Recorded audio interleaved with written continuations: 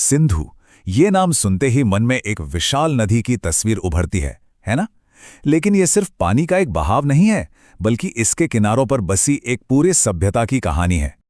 तो सवाल ये उठता है कि आखिर एक नदी किसी पूरे देश को उसका नाम कैसे दे सकती है ना ये दिलचस्प सवाल। चलिए आज इसी सफर पर निकलते हैं और जानते हैं कि कैसे सिंधु ने भूगोल से लेकर हमारी पहचान तक सब कुछ तय किया। हर महान कहानी की एक शुरुआत होती है और सिंधु की कहानी शुरू होती है तिब्बत के ऊंचे बर्फीले पठारों से। यहीं से ये नदी अपना हजारों किलोमीटर लंबा अविश्वसनीय सफर शुरू करती है। इसका जो सोर्स है यानी जहां से ये निकलती है वो जगह है बोखरचू ग्लेशियर। ये पवित्र कैलाश पर्वत और मानसरोवर झील के ठीक पास है।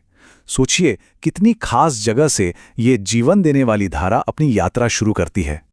पता है तिब्बत में इसे एक बहुत ही दमदार नाम से जाना जाता है, सिंघी खंबन।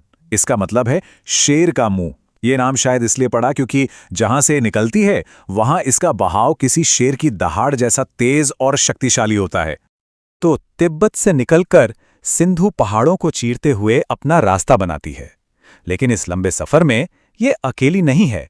रास्ते में इसके 5 बहुत ही शक्तिशाली साथी यानी इसकी 5 सहायक नदियां इससे आ मिलती हैं। जब ये नदी भारत में दाखिल होती है तो लद्दाख और जास्कर जैसी विशाल पर्वत श्रृंखलाओं के बीच से होकर गुजरती है। जरा कल्पना कीजिए वो नज़ारा कितना शानदार और नाटकीय लगता होगा। तो ये हैं वो 5 प्रमुख सहायक नदियां, झेलम, चेनाब, रावी, ब्यास और सतलुज।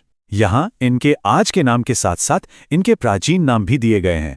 ये पुराने नाम हमें याद दिलाते हैं कि इन नदियों का इतिहास कितना गहरा और हजारों साल पुराना है। इन 5 में से सतलुज सबसे बड़ी सहायक नदी है और ये बहुत ही ज्यादा महत्वपूर्ण है क्योंकि इसी पर बना है भाखड़ा नंगल डैम। ये डैम पंजाब और हिमाचल के लाखों लोगों के लिए एक लाइफलाइन की तरह है, जिससे खेती के लिए पानी और बिजली दोनों मिलती है। भारत से आगे बढ़ने के बाद सिंधु नदी का ज्यादातर हिस्सा पाकिस्तान में बहता है। असल में सिंधु पाकिस्तान की सबसे लंबी और राष्ट्रीय नदी भी है और यहीं से बहते हुए अपना लंबा सफर पूरा करके ये आखिर में अरब सागर में मिल जाती है। तो ये तो हुई भूगोल की बात, लेकिन सिंधु की कहानी यहीं खत्म नहीं होती।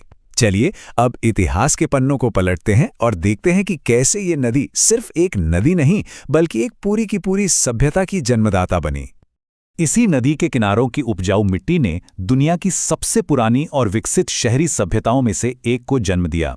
जी हां, हम बात कर रहे हैं हड़प्पा और मोहनजोदाड़ो की। इन महान शहरों को इसी नदी ने पाला पोसा। सिर्फ पानी और जमीन ही नहीं दी, बल्कि व्यापार और संस्कृति के लेन देन का एक बड़ा रास्ता भी दिया। और अब आते हैं उस असली सवाल पर कि एक नदी ने देश को नाम कैसे दिया। देखिए ये कितना दिलचस्प है। हमारे सबसे पुराने ग्रंथ ऋग्वेद में इसका जिक्र सिंधु नाम से है। फिर सदियों बाद जब यूनानी यानी ग्रीक्स यहां आए तो उन्होंने इसे इंदोस कहना शुरू कर दिया और बस इसी इंदोस शब्द से बना इंडिया। इतिहास से निकलकर अब आज के दौर में आते हैं। आज के समय में सिंधु सिर्फ एक ऐतिहासिक नदी नहीं है, बल्कि भारत और पाकिस्तान के बीच एक बहुत ही महत्वपूर्ण साझा संसाधन है। मतलब ये एक ऐसी लाइफलाइन है जो सहयोग की वजह भी है और कभी-कभी तनाव की भी। और इसी साझा संसाधन को लेकर एक साल बहुत अहमियत रखता है। वो साल था 1960। ये तारीख इस नदी के आधुनिक इतिहास में एक मील का पत्थर है। इसी साल इसके पानी के बंटवारे को लेकर एक ऐसा ऐतिहासिक समझौता हुआ जिसने भविष्य की दिशा तय कर दी। ये समझौता था सिंधु जल समझौता या इंडस वाटर्स ट्रीटी। इसमें वर्ल्ड बैंक ने मध्यस्थता की और भारत और पाकिस्तान के बीच इस नदी और इसकी सहायक नदियों के पानी को कैसे बांटा जाएगा, इसका एक पूरा ढांचा तैयार किया गया और ये समझौता आज भी कायम है।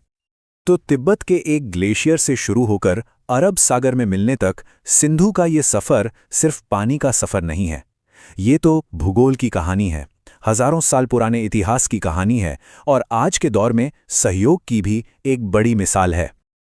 और ये पूरी कहानी हमें एक बहुत बड़े सवाल के साथ छोड़ जाती है कि ये नदी जो हजारों सालों से जीवन देती आई है, आने वाले समय में भविष्य में शांति और सहयोग का जरिया कैसे बनी रह सकती है। ये एक ऐसा सवाल है जिस पर सोचना हम सबके लिए जरूरी है।